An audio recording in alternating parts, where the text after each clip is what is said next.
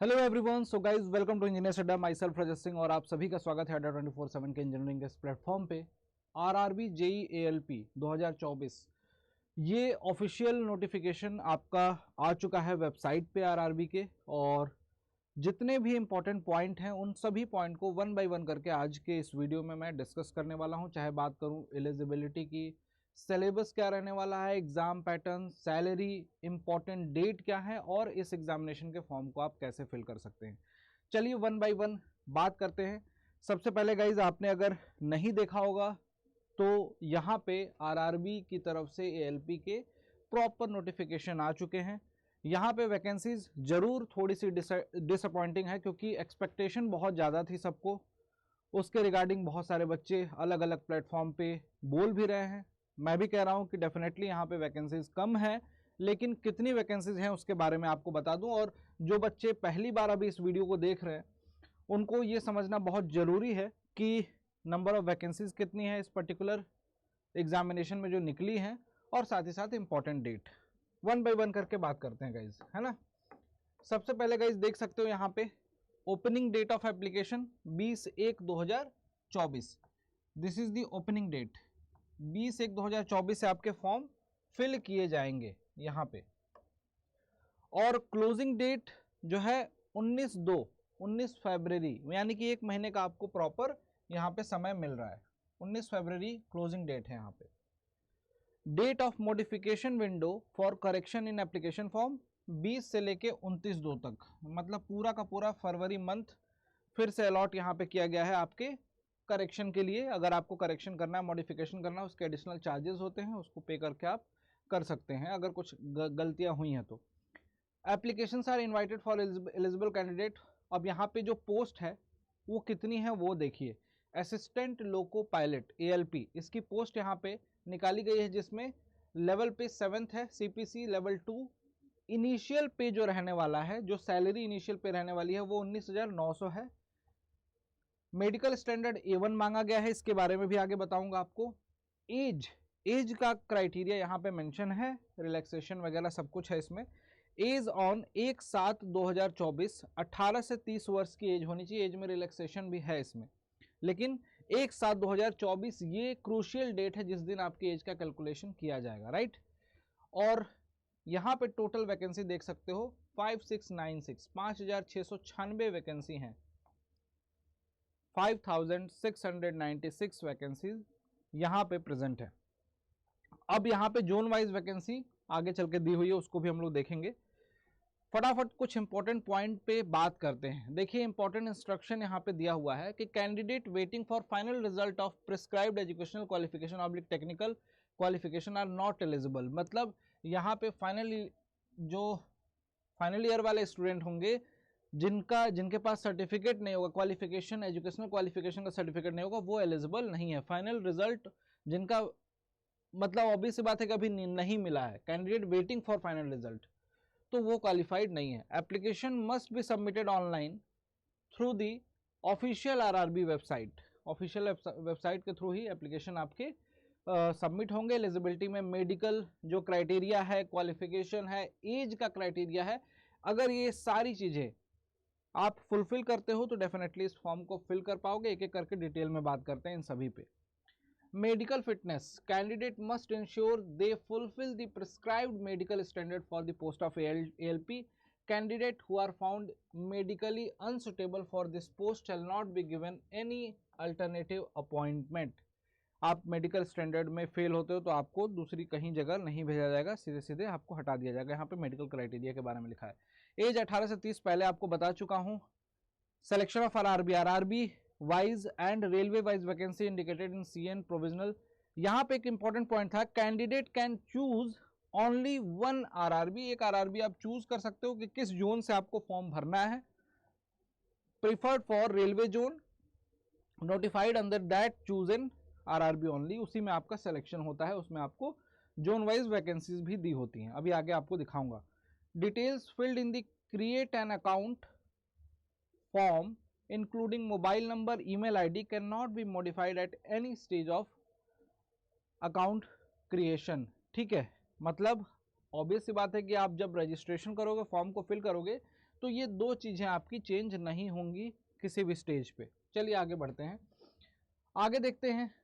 अब जब सबमिट करते हो ऑनलाइन एप्लीकेशन, उसमें लिखा हुआ है if candidate wise to further modify और change the correct any detail, change और correct any detail except details filled in create an account, जो आपको पहले बताया था, उसके लिए आपको जो यहाँ पे मॉडिफिकेशन फी है वहाँ पे रखा गया है 250 रुपया। नौबत ही ना आए तो ज़्यादा बेटर है, क्यों करना है मॉडिफाई, गलती करके उसको भी दोबारा से सही करना है, ऐसा क्यों करना है, एक बार में ही खुद पूरे फॉर्म को कायदे से देख के भरेंगे, सही करेंगे। आफ्टर 29/2/2024, जैसे कि शुरुआत में लिखा था कि इसके बाद आपका कोई भी फर्दर करेक्शन नहीं होगा, जो कि लास्ट डेट ऑफ करेक्शन थी, ठीक है, 19 से आपको मिल रही है 29 तक तारीख। Short listing of candidate for stage CBT shall be done RRB wise at the rate of 15 times of the vacancies of the RRB, may increase or decrease as per the requirement, it will be based on their CBT 1 marks। CBT 1 में जितना score करोगे उसका 15 गुना बेटा, यानी कि 15x student को आपको क्या बुलाया जाएगा CBT 2 के लिए। Marks will be normalised in all the stage of examination that involve multiple shift, the short listed candidate for CBT 2, अब CBT 2 के लिए उनको बुलाया जाएगा और उसके बाद CBT 2 उनका एग्जामिनेशन होगा। नेगेटिव मार्किंग के लिए यहाँ पे प्रोविजन है, there will be negative marking of 1/3, 1/3 की नेगेटिव मार्किंग है, every wrong answer in both CBT 1 and CBT 2, दोनों ही CBT 1 और CBT 2 में आपका नेगेटिव मार्किंग यहाँ पे रखा गया है। There shall be no negative marking in computer based aptitude test CBAT, इसके बारे में भी आगे बताऊंगा। आगे बढ़ते हैं, candidate who submitted more than 1 application against the CEN, इनका कैंडिडेचर तुरंत रिजेक्ट कर दिया जाएगा, will be summarily rejected and will be debarred from all the future examination of RRB and railway board. देखो ऐसा करने की कोशिश मत करना, क्योंकि क्लियरली लिखा हुआ है कि फर्दर आप RRB के कोई भी एग्जामिनेशन को नहीं दे पाओगे अगर ऐसा करने की कोशिश करते हो कि 2 बार फॉर्म को भरते हो। Candidate who have been dismissed from service by central government of India, state government, PSUs, any other government organisation are not eligible and should not apply. जो डिसमिस किए जा चुके हैं कैंडिडेट वो इस फॉर्म को नहीं भर पाएंगे, ठीक। सिग्नेचर ऑफ द कैंडिडेट बहुत इंपॉर्टेंट पॉइंट था ये, और मैंने सोचा ये आपको जरूर बताऊंगा। यहाँ पे देखिए सिग्नेचर जो होना चाहिए आपका रनिंग हैंड में ही होना चाहिए। कुछ लोग साइन करते समय अपना पूरा नाम कैपिटल से लिख देते हैं, जैसे मेरा नाम रजत है तो मैंने ऐसे लिख दिया RAJAT, ये गलत हो जाएगा। हमें रनिंग हैंड में लिखना, अगर लिखते भी हैं तो इस तरीके से ही लिखना होगा, ठीक, जैसे भी साइन करते होंगे आप, वो यहाँ पे क्लियरली मेंशन्ड है, ठीक है। डेट ऑफ CBT 1 और CBT 2, CBAT and DV will be published on the website participating RRBs as the given para 13। ये पूरा का पूरा यहाँ पे बोला गया है कि आपको डेट वहाँ पे मेंशन किया जाएगा, दिया जाएगा। Vacancies indicated in CEN are provisional and may increase और decrease, may even become nil in total, और इन पूरा पहले से ही हर नोटिफिकेशन में लिख देते हैं कि वैकेंसीज बढ़ सकती हैं, घट सकती हैं, या फिर पूरी वैनिश की जा सकती हैं, वो RRB की चॉइस होगी और हर नोटिफिकेशन में लिखा रहता है। Right to appointment section by RRB does not confirm upon the candidate any right of appointment in the railways, the function of RRB only in the recommended name of suitable candidate to the concerned authorities of the zonal railway। कहने का मतलब इसमें ये लिखा हुआ है कि आपको पर्टिकुलर जिस जोन से आप भरोगे उस जोन में आपको भेज दिया जाएगा। ट्रेनिंग के दौरान आप जैसा परफॉर्म करते हो उसके बिहाफ पे आपको ज्वाइनिंग दी जाएगी, और इसका एग्जामिनेशन क्लियर करने का ये मतलब नहीं है कि RRB में, रेलवे में आपकी ज्वाइनिंग होगी उसके बाद ट्रेनिंग होती है, उसी के बारे में क्राइटेरिया जो कि हमेशा मेंशन्ड होता है। और साथ ही साथ ये भी लिखा हुआ है selected candidate for the post of ALP will have to undergo training where prescribed and only stipend will be paid during the training period. Training period के दौरान आपको स्टाइपेंड ही मिलेगा, जो सैलरी प्रॉपर होती है वो नहीं मिलेगा। Selected candidate shell execute the scrutiny security and the indemnity bond. अच्छा, सिक्योरिटी बॉन्ड के बारे में लिखा हुआ है, देखो ये भी पॉइंट इंपॉर्टेंट है। जब नेसेसरी होगा तो यहाँ पे लिखा हुआ है कि कैंडिडेट को इंडेमनिटी बॉन्ड या सिक्योरिटी बॉन्ड आफ्टर ज्वाइनिंग, मतलब ज्वाइनिंग के समय पे आफ्टर एग्जामिनेशन, ये आपको पे करना होगा।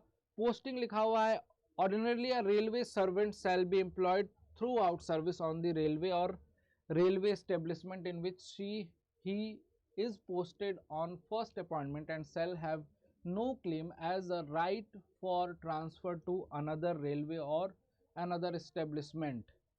कहने का मतलब है कि जिस जोन में आप भरे हो उस जोन में आपको कहीं पोस्टिंग दी जाएगी तो आपके पास कोई ये अधिकार नहीं होगा कि आपको बोल सकते हो कि मुझे यहीं चाहिए पोस्टिंग या यहीं चाहिए पोस्टिंग पर्टिकुलर लोकेशन पे। सर्विस के दौरान आपको एटलीस्ट वहाँ पे लगभग 5 से 10 साल का ड्यूरेशन वहाँ बिताना पड़ेगा, ये ऐसा मेंशन है इसमें। इसके बाद देखिए मेडिकल स्टैंडर्ड की बात कर रहा था, जो A1 मेडिकल स्टैंडर्ड है, इसमें क्या है, physically fit in all aspect, distant vision 6x6 without glasses with fogging test, ये बहुत इंपॉर्टेंट है। Must not accept +2D। अब यहाँ पे ना बहुत सारे बच्चे सोचते हैं कि सर ग्लासेस लगा के मेरा 6x6 विजन है, यहाँ पे लिख दिया है कि 6x6 without glasses with fogging test, ये क्लियरली मेंशन है। नियर विजन यहाँ पे 0.6 without glasses and must pass test of colour vision, binocular vision, field of vision, night vision. अब देखो यार क्यों इतने सारे टेस्ट यहाँ पे आई साइड से लेके हैं, आंख आपकी बहुत अच्छी होनी चाहिए ALP के लिए। इनफैक्ट जो बच्चे यहाँ पे प्रिपरेशन कर रहे हैं, जो बच्चे अभी इस वीडियो को देख रहे हैं, उन सभी को बता दूं क्योंकि आई का रोल बहुत अच्छा है। आपको लोको पायलट बनाया जा रहा है, आप ट्रेन चलाओगे, ऑब्वियस सी बात है कि आपकी आई साइट ही वीक होंगी तो किसी को देख कैसे पाओगे, सिग्नल को कैसे देख पाओगे। तो कलर विजन नहीं होना चाहिए, आई डिफेक्ट नहीं होना चाहिए, तो आप सुटेबल हो, फिट हो यहाँ पे, ठीक। एज रिलैक्सेशन यहाँ पे पूरा का पूरा क्राइटेरिया दिया हुआ है, मिनिमम 18, मैक्सिमम 30। एज रिलैक्सेशन वही सेंट्रल के रूल हैं, उसी के हिसाब से पूरा का पूरा क्राइटेरिया दिया हुआ है, जिस तरीके से रिलैक्सेशन मिलता है नोटिफिकेशन में आप देख भी सकते हैं इसको। ये पूरा का पूरा अनरिजर्व्ड और EWS कैंडिडेट के लिए यहाँ पे upper age date of birth यहाँ पे दिया हुआ है 2794, और OBC के लिए 2791, SC/ST के लिए 2789, और यहाँ पे ऑल कैंडिडेट लोअर लिमिट, सभी कैंडिडेट के लिए लोअर लिमिट 1/7/2006 यहाँ पे लोअर लिमिट है, ठीक है। ठीक, तो ये आपको क्राइटेरिया पता चल गया। If candidate is eligible for age relaxation on more than one ground, she will get the maximum amongst the relaxation for which he or she is eligible। मतलब बेसिकली अगर ऐसा नहीं होगा कि आप एक तरह से बोल रहे हो कि आप एक सर्विसमैन भी हो और आप कैटेगरी रिजर्वेशन भी एज का रिलैक्सेशन ले रहे हो, उन दोनों को जोड़ के बता रहे हो, मतलब जहाँ पे जो स्टैंडर्ड रिलैक्सेशन के क्राइटेरिया है उसमें किसी भी एक में फिट आ रहे होगे, रिलैक्सेशन की कैटेगरी बनी हुई है, उस कैटेगरी में जो रिलैक्सेशन दिया जा रहा है उस रिलैक्सेशन को किसी दूसरे रिलैक्सेशन का क्लब करके जोड़ के नहीं काउंट करना है, आपको एक ही मिलेगा दोनों में से जो मैक्सिमम रिलैक्सेशन होगा। Important, candidate must note that the date of birth filled in the application should be the same as recorded in their matriculation. 10वीं की मार्कशीट में ना आपकी जो डेट ऑफ बर्थ होगी उसी को आपको फिल करना है, ठीक। 10th-12th की मार्कशीट में आपने देखा होगा, उसी को फिल करना, अदरवाइज डिस्क्वालीफाई हो जाओगे, यहाँ पे लिखा हुआ है। Essential qualification, the list of essential qualification is given in annexure 1, अभी आगे चल के उसको भी दिखाऊंगा। Candidate must already have the prescribed educational और technical qualification from recognised institute, और यहाँ पे those awaiting results of their final year examination of the prescribed educational qualification should not apply. ये बहुत इंपॉर्टेंट पॉइंट है, बार बार मैं इसको हाईलाइट कर रहा हूँ, ठीक। यहाँ पे देखिए एग्जामिनेशन फ़ी यहाँ पे दिया हुआ है 500 रुपये रखी गई है, और जिसमें ये लिखा हुआ है an amount of 400 shall be refunded duly deducting bank charges on appearing in first stage, CBT 1 में अपियर होने के बाद। यहाँ पे ये आपका इसमें से 400 अमाउंट जो है रिफंड किया जाएगा, फ़ी 500 है, आपको ये पता होना चाहिए। For candidate who belong to SC/ST, ex serviceman, female, transgender, minority, इनके लिए 250 रुपये का फी रखा गया है, ठीक। और these fee of 250 shall be refunded duly deducting bank charges को घटा के उसको रिफंड किया जाएगा। अगर आप अपियर होते हो CBT 1 में, only candidate who attend CBT 1 will get the refund of their examination fee as mentioned. अगर नहीं दोगे, एग्जामिनेशन छोड़ दोगे तो आपको कोई रिफंड नहीं मिलेगा यहाँ पे, ठीक है, जैसा कि RRB JEE में भी होता है। Economically backward EBC candidate, those whose annual family income is less than 50,000, वो इस कैटेगरी में आते हैं, और उनके प्रेस्क्राइब डॉक्यूमेंट का पूरा क्राइटेरिया दिया हुआ है यहाँ पे EWS वालों के लिए भी। Refund of examination fee for those attending CBT 1, CBT 1 के लिए रिफंड 400 का होगा, और उसके बारे में सारा का सारा यहाँ डिटेल दिया हुआ है। और रिक्रूटमेंट प्रोसेस बहुत इंपॉर्टेंट है समझना इस पॉइंट को। Candidate can apply only 1 RRB, जो कि मैंने बताया था कि एक RRB में आप अप्लाई कर सकते हो ऑनलाइन एप्लीकेशन के through.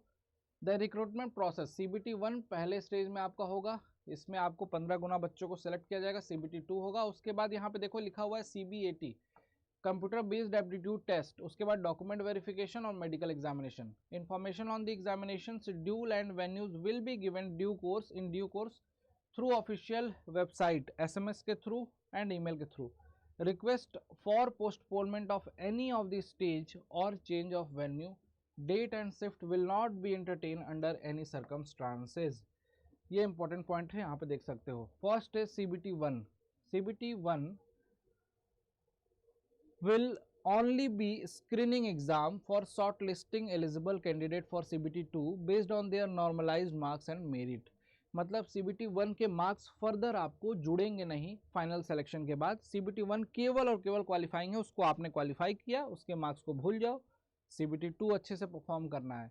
The marks of CBT 1 shall not be counted, वही जो मैं बोल रहा था आपको, while preparing the final panel। Candidate belonging to OBC, ST, ST who are shortlisted for CBT 2 by availing relaxed standard of the age shall continue to be treated as the candidate of their respective reserved community only। अब देखो ये बोल रहा है clearly, यहाँ पे लिखा हुआ है इन्होंने कि अगर आपने OBC कैटेगरी से हो और आपने एज का रिलैक्सेशन लेके CBT 1 क्लियर किया तो आप उसी कैटेगरी में ही CBT 2 में रहने वाले हो, ठीक है, अगर कोई रिलैक्सेशन आपने ले लिया है तो। Pattern and syllabus of CBT 1, 60 minute का पेपर होगा, 75 question, number of question 75, maximum marks 75, 1 mark का एक क्वेश्चन आपको देखने को मिलेगा। There shall be negative marking, तो नेगेटिव मार्किंग है 1/3 की है, 1 में भी, CBT 1 में भी, CBT 2 में भी, जो कि बहुत अच्छी खासी नेगेटिव मार्किंग बोली जाएगी, 1/3। Normalisation of marks will be done for CBT held in multiple shift, normalisation होगा। Minimum percentage of eligibility unreserved के लिए 40%, हालांकि इससे कट ऑफ ऊपर ही रहती है, ये तो मिनिमम परसेंटेज एलिजिबिलिटी के लिए दे दिया रहता है कि अलग अलग कैटेगरी के लिए कम से कम इतने % नंबर होने चाहिए ताकि आप एलिजिबल हो, ये बोल सको कि हाँ मेरा सिलेक्शन में भी हो सकता है कि कट ऑफ नीचे रहे तो आप इस परसेंटेज के भी नीचे हो तो आपका सिलेक्शन ना हो फिर भी, ठीक है, इस परसेंटेज के ऊपर ही लाना है, मतलब जितने 75 में से 40% तो नंबर लाने पड़ेंगे जनरल कैंडिडेट को, हालांकि इस पर कट ऑफ इससे बहुत ऊपर रहती है, ठीक है। The standard of question of CBT 1 will generally be conformity with the educational standard and or minimum technical qualification prescribed for the post। आगे देखते हैं syllabus.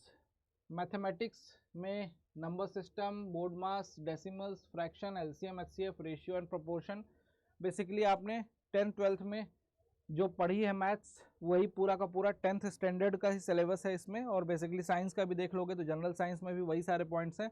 Syllabus under this shall covered physics, chemistry and life science of 10th standard level, general awareness, current affair, science and technology, sports, culture, personalities, economy, politics and other subject. लेकिन अब guys competition इतना बढ़ गया है ना कि question के level अच्छे आ रहे हैं, है ना, तो 10th 12th लिखा रहता है 10वीं स्टैंडर्ड के, लेकिन आपको भी पता है प्रीवियस ईयर के पेपर्स देख लो, कंपटीशन को देख लो, तो आपको अच्छे लेवल पे प्रिपरेशन इसकी करनी पड़ती है, ठीक। ऐसा नहीं कि टफ है, निकाल सकते हो अगर आप थोड़ा भी मेहनत करना अगर चाहते हो तो मेहनत करके इस एग्जामिनेशन को आसानी से निकाला जा सकता है। हाँ, बशर्ते वैकेंसीज इस बार जो आई हैं 5696 हैं, यहाँ पे थोड़ी सी कम है, काफ़ी कम है एक तरह से बोलूँ तो, लेकिन जो एक्सपेक्टेशन थी उससे कम है। लेकिन अगर सपोज करो कि इतनी वैकेंसी है तो क्या मुझे एग्जामिनेशन नहीं देना है, क्या मुझे पढ़ना नहीं है, तो आप कहोगे बिल्कुल पढ़ना है, बिल्कुल एग्जामिनेशन देना है। वो बात अलग है कि वैकेंसी बढ़ सकती है कि नहीं, वो सेकेंडरी चीज़ है। Second stage CBT 2, shortlisting of candidate for CBT 2 shall be done RRB wise and community wise as per their normalized score in CBT 1।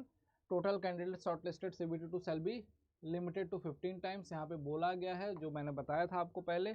However, railway reserve to right to increase or decrease the limit, ठीक। Final panel of ALP will be prepared only on the basis of the marks and the merit of candidate in CBT 2। CBT 2 के basis पे ही and CBAT के basis पे यहाँ पे आपका final panel of ALP will be prepared, final list बनेगी आपकी, ठीक। Pattern and syllabus. CBT2 shall comprise of, CBT2 का बता रहा हूँ, 2 parts, part A and part B. अब पार्ट ए देखिए, टोटल ड्यूरेशन 2 घंटे का होगा, 2 आवर्स एंड 30 मिनट्स का, and total question 175। Part A में आपको देखने को मिलेंगे 90 मिनट में 100 क्वेश्चंस, और पार्ट बी में 60 मिनट में 75 क्वेश्चंस, हो गए total 175 question. There shall be negative marking of 1/3 of mark each. अब देखो 1/3 की नेगेटिव मार्किंग यहाँ भी है, 175 क्वेश्चन में भी। Normalisation of marks will be done for CBTs held in the multiple shift, यहाँ भी नॉर्मलाइजेशन होगा। पार्ट ए मिनिमम क्राइटेरिया जो है वही 40%, 30 और 25, 30 यही क्राइटेरिया है सेम जो वहाँ देखा था। Only the marks scored in part A shall be counted for the shortlisting of the candidate for the further stage of this recruitment process, provided the candidate irrespective of the community is able to secure qualifying marks of 30% in part B। सीधा सीधा लिख दिया है, only the marks scored in part A shall be counted for shortlisting, shortlisting के लिए count किया जा रहा है, और उसके बाद वो मिनिमम क्राइटेरिया को सेटिस्फाई कर रहा हो, ठीक, जो परसेंटेज का क्राइटेरिया था। Syllabus of part A discuss किया था अभी हमने, देख सकते हो ये सारे के सारे पॉइंट्स। इसमें जो पार्ट ए जो है उसमें क्या क्या देखने को मिलेगा, और पार्ट बी में भी देख लेते हैं। मैथमेटिक्स है, जनरल इंटेलिजेंस एंड रीजनिंग है, बेसिक साइंस एंड इंजीनियरिंग। यहाँ पे सारे के सारे पॉइंटर्स लिखे हुए हैं जो कि आपको डिटेल नोटिफिकेशन में भी मिल जाएंगे। इसमें वही basic number system, BODMAS, decimal, fraction, LCM, HCF ratio, proportion, these all are the points यहाँ पे जो दिए हुए हैं, ये सारे के सारे पॉइंट्स आपको पढ़ने हैं। पार्ट बी में देखते हैं। पार्ट बी देखिए, ओनली फॉर क्वालिफाइंग टेस्ट, यहाँ पे ओनली है क्वालिफाइंग टेस्ट, ये क्वालिफाइंग टेस्ट है केवल, बेसिकली नॉन टेक का ही रोल है अच्छा खासा। In nature and shall have the question from their various trade syllabi as prescribed by the directorate general of the training DGT। Qualifying percentage 35% है for all candidate irrespective of the category और community. सभी बच्चों के लिए 35% का यहाँ पे part B में क्वालिफाइंग परसेंटेज रखा गया है। मतलब पार्ट ए में अच्छा स्कोर कर भी लेते हो लेकिन पार्ट बी में नहीं कर पाते हो 35% का, आप फेल हो जाओगे, यहाँ पे उसका मिनिमम परसेंटेज रखा गया है। Syllabus of various trade, please check the website of directorate general of training GOI for the syllabus of different technical trade. Technical trade के अलग अलग सिलेबस को डिटेल में हम अलग अलग बाइफरकेट करके बताएंगे। इस चैनल पे आपको मिल जाएंगी सारी वीडियो। चैनल को तो सब्सक्राइब जरूर कर लेना ताकि आपको सारी इन्फॉर्मेटिव वीडियो, जो इंपॉर्टेंट वीडियो हों, वो सही समय पर मिल पाए। Candidate with ITI trade apprenticeship qualification will be required to appear in the section having question from their trade. Diploma, degree comma diploma candidate have to select one trade for their list of trade listing below. अब जो list of trade दिया हुआ है ना, देखिए यहाँ पे trade क्या क्या दिया हुआ है।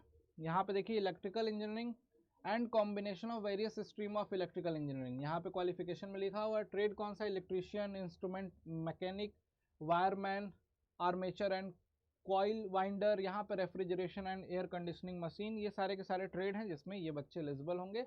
Electronics engineering and communication, electronics machine, radio and TV। यहाँ पे mechanical engineering and combination of various stream of mechanical engineering, fitter, mechanic, motor vehicle, tractor mechanic. यहाँ पे देखिए मैकेनिक डीजल, टर्नर मैकेनिक्स, ये सारे के सारे पोस्ट दिए हुए हैं। ऑटोमोबाइल वालों के लिए भी है यहाँ पे, ठीक, मैकेनिकल इंजीनियर्स के लिए भी है। तो ये सारे के सारे ट्रेड जो हैं एलिजिबल हैं। कंप्यूटर बेस्ड एप्टीट्यूड टेस्ट, देखिए यहाँ पे CBAT की बात कर रहा था। Candidate equal to 8 times of the number of ALP vacancies for each notified community oblique category unreserved. सभी कम्युनिटी के हिसाब से 8 गुना बच्चों को यहाँ पे बोला गया। Shall be shortlisted for CBAT on the basis of their marks in part A of CBT2। CBT2 का जो पार्ट ए होगा ना, उसके बेसिस पे, and application for reservation rule provided they qualify in part B. Part B qualify कर रहे हो, CBT2 का पार्ट बी 35% वाला क्वालिफाई कर रहे हो, साथ ही साथ पार्ट ए के बेसिस पे 8 गुना बच्चों को जो लिस्टिंग होगी, 8 गुना बच्चों को CBAT के लिए बुलाया जाएगा और उसके बाद वो टेस्ट होगा, ठीक। उसके लिए आपको प्रॉपर इंफॉर्मेशन वेबसाइट पे मिलती रहेगी। Qualification, all the candidate irrespective of the community must secure the minimum T score of 42 marks in each test battery separately to qualify in the CBAT। CBAT का qualification के लिए यहाँ पे marks रख दिया कि 42 नंबर यहाँ पे आपके होने चाहिए। इसके बारे में अलग से भी अगर आपको जानना होगा तो अलग से वीडियो प्रोवाइड करा दूंगा डिटेल में CBAT के लिए। और उसके बाद मेरिट लिस्ट प्रिपेयर की जाएगी। Qualifying in the CBAT 70% weightage will be given for the marks obtained in part A of CBT 2 and 30% weightage for score obtaining in the CBAT। और इस तरीके से मेरिट बनेगी कि जो पार्ट ए था CBT 2 का, उसका वेटेज दिया जाएगा आपको 70% और 30% वेटेज दिया जाएगा कंप्यूटर बेस्ड एप्टीट्यूड टेस्ट का, और इस तरीके से 100% के वेटेज में आपकी मेरिट फाइनल बनती है। यहाँ पे देख सकते हैं कि मैंडेटरी स्कैन डॉक्यूमेंट्स क्या क्या हैं। Candidate must have at least 12 copies of the same photograph for the future use during the recruitment process. Same photograph मतलब अभी जो फोटोग्राफ आप लगाओगे इस पर्टिकुलर एग्जामिनेशन के फॉर्म में, बस ये इंश्योर कर लेना कि वो फोटोग्राफ की आपके पास सॉफ्ट कॉपी सेव हो, आपके मेल पे रख लेना, ताकि बाद में कभी फोटो गुम हो जाती है तो फोटो निकलवा लेते हैं हम लोग। सेम फोटोग्राफ यहाँ पे लिखा हुआ 12 कॉपी चाहिए होगी। स्कैन JPG में कैंडिडेट सिग्नेचर इन रनिंग हैंड 30 से 70 KB के बीच में, ये इंपॉर्टेंट इंस्ट्रक्शन है जब आप फॉर्म को फिल कर रहे होंगे। ठीक, candidate must keep their registered mobile number and email ID active through out the recruitment. जब तक रिक्रूटमेंट हो रहा है अपना फ़ोन नंबर और ईमेल एड्रेस आपको एक्टिव रखना होगा, अदरवाइज मे भी हो सकता है कोई कम्युनिकेशन आपसे मिस हो जाए। ठीक, मॉडिफिकेशन के लिए बताया था मैंने कि कुछ ज़रूरत पड़ेगी तो उसके लिए यहाँ पे आफ्टर सबमिशन मॉडिफिकेशन आपका अलाउड रहेगा। बस केवल क्रिएट एन अकाउंट में जो नंबर और ईमेल आईडी दिया था वो आपका चेंज नहीं होगा। ठीक, और उसके लिए 250 रुपये आपकी एडिशनल फ़ी होगी। मिनिमम क्वालिफिकेशन में यहाँ पे देख सकते हैं दिया हुआ है matriculation SSLC plus ITI from recognised institution. ये सारा का सारा डिटेल आपको बता चुका हूँ मैं। ठीक, सारे के सारे पॉइंट्स कंसिडर जो करने थे वो मैंने ऑलरेडी आपको बता दिए हैं।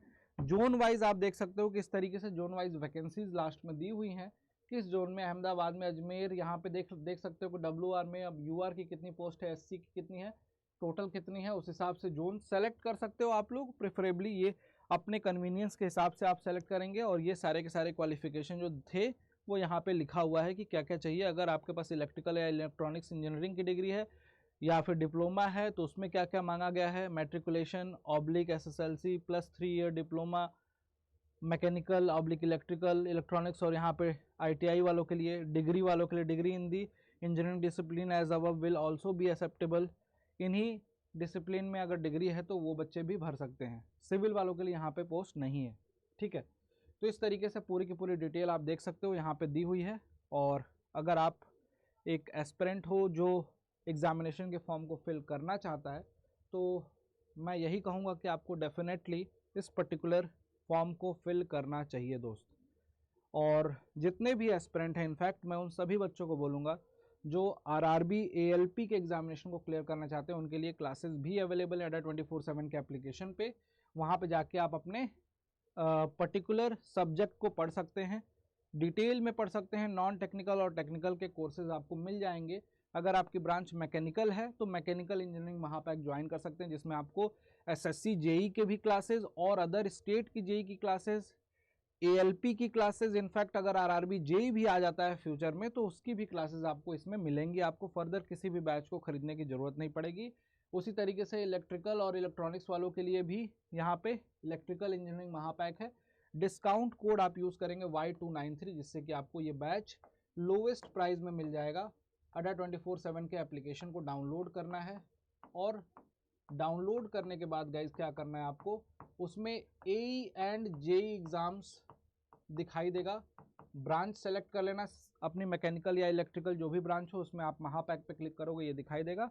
कूपन कोड जैसे ही अप्लाई करोगे Y293, आपको तुरंत प्राइस जो होगी वो सबसे कम हो जाएगी, लोवेस्ट प्राइस हो जाएगा। और लगभग आपको 3000 रुपये में, 3200 रुपये में पूरा का पूरा कोर्स, जिसमें test series, ebook, classes, recorded classes, live classes, सब कॉम्बिनेशन मिल जाएगा। और कोई भी आपको इंजीनियरिंग से रिलेटेड वैकेंसीज होगी तो मिस नहीं होगी। थैंक यू सो मच, मिलता हूँ आपसे नेक्स्ट वीडियो में। Till then keep learning, bye bye, take care.